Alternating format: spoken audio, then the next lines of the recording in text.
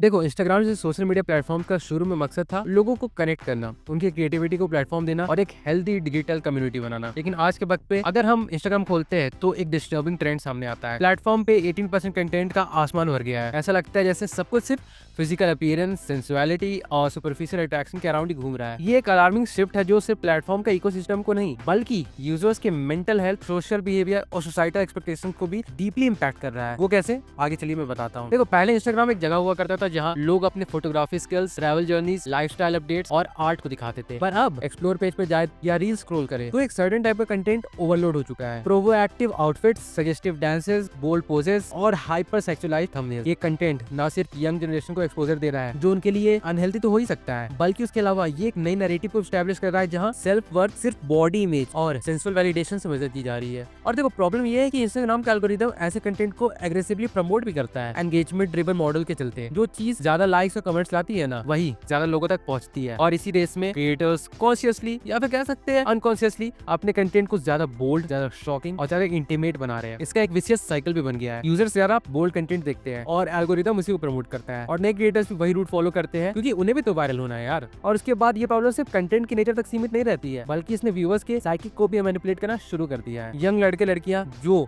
अभी अपनी identity develop कर रहे हैं वो देखते हैं कि पॉपुलैरिटी और अटेंशन मिलती है सिर्फ तब जब हम अपने बॉडी को एक सर्टेन तरीके से प्रोजेक्ट करते हैं। इससे उनका कॉन्फिडेंस, सेल्फ स्टीम और मेंटल हेल्थ सब इफेक्ट हो जाता है। अनरियलिस्टिक ब्यूटी स्टैंडर्ड्स और कांस्टेंट कंपैरिजन का प्रेशर एक एंजाइटी ड्रिवन और वैलिडेशन हंग्री जनरेशन को जन्म दे रहा है। इंस्टाग्राम पे अब लाइक्स और फॉलोअर्स का मतलब बन गया है कि तुम कितने डिजायरेबल हो, ना कि तुम कितने टैलेंटेड हो या फिर कितने यूनिक हो। इसके अलावा एक और डिस्टर्बिंग एस्पेक्ट ये है कि 18+ कंटेंट काफी बार डिस्गाइज्ड फॉर्म में भी होता है, मतलब ओपनली एक्सप्लिसिट नहीं होता है पर सजेस्टिवनेस और इन्यूएंडो से भरा हुआ है। ये ग्रे एरिया मॉडरेटर्स के लिए भी चैलेंज है और प्लेटफॉर्म के लिए कन्वीनियंट लूपहोल भी। कम्युनिटी गाइडलाइंस होते हुए काफी ऐसे कंटेंट इजीली स्लिप कर जाते हैं, और ये लूपहोल इंटेंशनल भी लगता है अगर सच पूछो तो, क्योंकि जहां एंगेजमेंट होता है ना वहाँ रेवेन्यू होता है, और प्लेटफॉर्म की कमर्शियल प्रायोरिटीज यूजर वेलबींग से लगता है ऊपर दिखने लगी है। और ये जो शिफ्ट है ना कंटेंट क्रिएटर्स के बीच अनहेल्दी कंपटीशन को भी क्रिएट कर रहा है। टैलेंट और ओरिजिनलिटी का इंपॉर्टेंस खत्म ही हो गया समझ लो। अब अगर कोई क्रिएटर जेन्युइनली आर्ट दिखाता है या फिर मीनिंगफुल स्टोरी दिखाता है तो उसका रीच लिमिटेड हो जाता है, जबकि सुपरफिशियल और बॉडी फोकस कंटेंट ज्यादा वायरल होते हैं। इससे प्लेटफॉर्म का ओवरऑल क्रिएटिव इकोसिस्टम भी डाउनग्रेड हो रहा है, और ये सब कोई जानते भी है। जो एक टाइम पे एक इंस्पिरेशनल और एस्पिरेशनल स्पेस था ना इंस्टाग्राम, वो अब एक हाइपर सेक्सुअलाइज्ड एग्जीबिशन बन गया है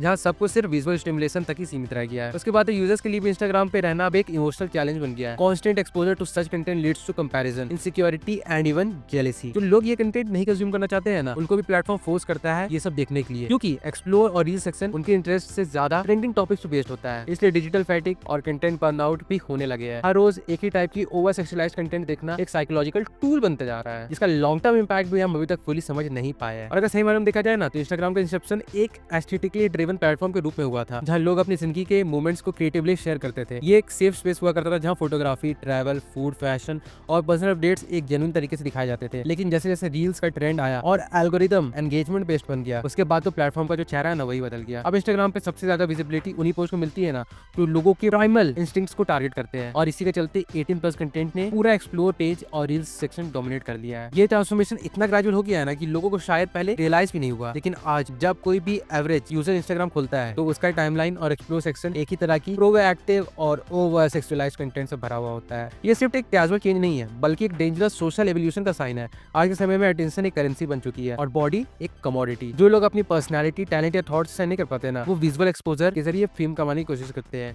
इसमें उनकी भी गलती नहीं है, क्योंकि जब एक नॉर्मल रील से हफ्ते में 500 व्यूज आते हैं और एक सेंसुअल रील बनाने से किसी कंटेंट में 5 लाख तक व्यूज आ सकते हैं, तो ऑब्वियसली बात है क्रिएटर्स वही रास्ता चुनेंगे जिसमें उन्हें ग्रोथ दिख रहा है। लेकिन ये ग्रोथ का इल्यूजन लॉन्ग टर्म में एक डिजिटल डिजीज भी बन जाता है, जहां वैलिडेशन के लिए अपनी आइडेंटिटी को सेक्सुअलाइज करना पड़ता ही है। अब देखो, इसके बाद प्रॉब्लम वगैरह तब हो जाती है ना जब प्लेटफॉर्म के रूल्स भी सिलेक्टिवली एनफोर्स किए जाते हैं। कई बार ऐसे क्रिएटर्स जो जेन्युइनली एजुकेशनल और मोटिवेशनल कंटेंट डालते हैं ना, उनकी पोस्ट को शैडो बैन कर दिया जाता है या उनकी रीच आर्टिफिशियली सप्रेस हो जाती है। वहीं अगर कोई कंटेंट सजेस्टिव या एडेड ओरिएंटेड होता है तो उससे ज्यादा बूस्ट मिलता है। ये एल्गोरिथमिक बायस इतना नॉर्मल हो गया है ना कि आज की हर दूसरी इन्फ्लुएंसर अपने अकाउंट का टोन और स्टाइल शिफ्ट कर चुकी है। क्लासेस ज्यादा सैसी और इन्फॉर्मेटिव से ज्यादा सिलेक्टिव। ये कल्चर बन गया है जहां वायरलिटी का मतलब है how much can you attract and titillate, ना कि how much can you inspire and inform. इसके बाद इस ट्रेंड का सबसे बड़ा विक्टिम बनता कौन है? सोचो, यूथ, स्पेशली टीनेज लड़के लड़कियां। इनका सेल्फ इमेज अभी पूरी तरह से डिस्टॉर्टेड है, जैसा मैंने पहले भी बताया। और जैसे मैंने इसके बाद बताया भी था कि जब एक लड़की रोज एक्सप्लोर पेज पे साइज 0 बॉडीज, हैवी फिल्टर्स और सेडक्टिव पोजेस देखती है तो उसके मन में भी अपनी असली बॉडी इमेज के लिए गिल्ट और शेम डेवलप होने लगता है। वो सोचती है कि उसका असली रूप किसी काम का नहीं है जब तक उसकी बॉडी भी ऐसी ना दिखने लगे। इसी तरीके से लड़के भी अपने आप को कंपेयर करने लगते हैं, या तो वो अनरियलिस्टिक एक्सपेक्टेशन डेवलप करते हैं या फिर अपनी रियल लाइफ रिलेशनशिप से डिससैटिस्फैक्शन महसूस करने लगते हैं।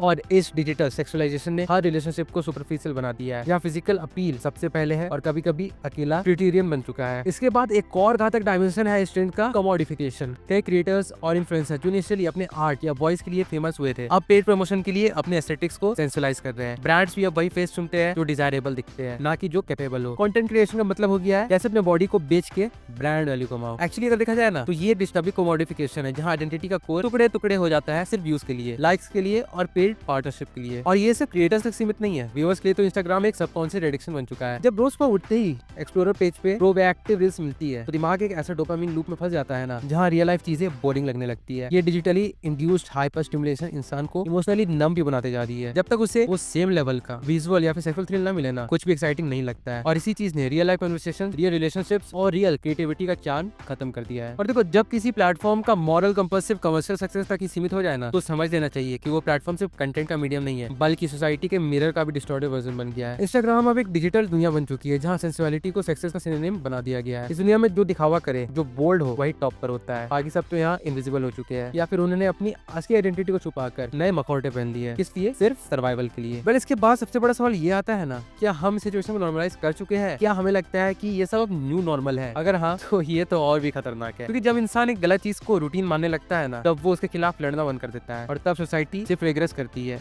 इवॉल्व नहीं। इंस्टाग्राम जैसा प्लेटफॉर्म जहाँ करोड़ों यूजर हर दिन लॉग इन करते हैं, अगर वो प्लेटफॉर्म एक हाइपर सेक्सुअल एनवायरनमेंट क्रिएट करता है, तो वो सिर्फ एक प्लेटफॉर्म नहीं, एक कल्चरल शिफ्ट का इंजन बन चुका है। और जब हम इस तरह के कंटेंट देखते हैं ना, तो हमसे ज्यादा कंटेंट किनके देखने मिलते हैं? लड़कियों के, जहाँ पर वो अपनी बॉडी को एक तरह से सेल करके उनसे रेवेन्यू जनरेट कर रही है। और देखो, मैं किसी भी चीज का अगेंस्ट नहीं हूँ। जो बोलते हैं ना, it's my body it's my choice, कोई बात नहीं, उसी में लगे रहो, क्योंकि एट द एंड जो इनके कंटेंट को खरीदते हैं वो लड़के ही होते हैं। और इसी का प्रूफ अगर देखना है ना, तो आप आराम से इन सारी लड़कियों के आईडी पर जाके इनके फॉलोअर लिस्ट को देख सकते हैं, जहाँ पर आपको भर भर के लड़कों के नाम देखने को मिलेंगे। और इसके अलावा आज के टाइम पे जो ओनली फैन सबसे ज्यादा ट्रेंड पे चल रहा है ना, उसमें भी आपको क्या लगता है कि उन चीजों के सब्सक्रिप्शन कौन खरीदते हैं? लड़कियां? ना, यहाँ पर भी लड़कियों को मिलियनर बनाने के पीछे किनका हाथ है? लड़कों का। जहाँ पे लड़कियां अपने बॉडीज को सेंसुअल वे में दिखाती है और लड़के सब्सक्रिप्शन लेके उन सारी चीजों को देखने के लिए चल जाते हैं। कोई नहीं, लगे रहो मुन्ना भाई। और फिर बात वही लड़के जाके बोलते हैं इंस्टाग्राम पे अलग अलग लड़कियों के कमेंट सेक्शन में वो आर वर्ड यूज करके कि इन्हें तो बस अपना शरीर बेचना है। पर कोई नहीं, जितने ज्यादा कमेंट्स आते हैं, जितने लोग ये सब चीजें फंसते हैं, इंस्टाग्राम का एल्गोरिदम और ज्यादा फेमस होता है और उसे और रेवेन्यू जनरेट करने का सोर्स मिल जाता है। तो जैसा चल रहा है चलने दो, क्या कर सकते हैं। ज्यादा से ज्यादा मैं खुद बस एक वीडियो बना सकता हूँ और अपनी ओपिनियन आप लोगों के सामने रख सकता हूँ, एंड सेम मैंने वैसा किया भी। फिर भी चलिए, तो मेरा अपना एक पर्सनल ओपिनियन इस पार्टिकुलर टॉपिक को लेकर। और हाँ, मैं जानता हूँ कि मैं जिस तरीके के टॉपिक्स को कवर करता हूँ, ये उससे काफी ज्यादा अलग टॉपिक है, बट मैं काफी दिन से सोच रहा था कि ये एक ऐसा टॉपिक बन गया है जिसके बारे में बात करना जरूरी है, एंड सो मैंने किया। इसलिए अगर इस बारे में आपका भी कुछ ओपिनियन है ना, तो आप भी कमेंट करके जरूर से बताइएगा। देखते हैं कि इस बारे में आपका क्या सोचना है। और फिर बाकी चलिए मिलते हैं बहुत जल्द एक और वीडियो के साथ, तब तक के लिए बाय।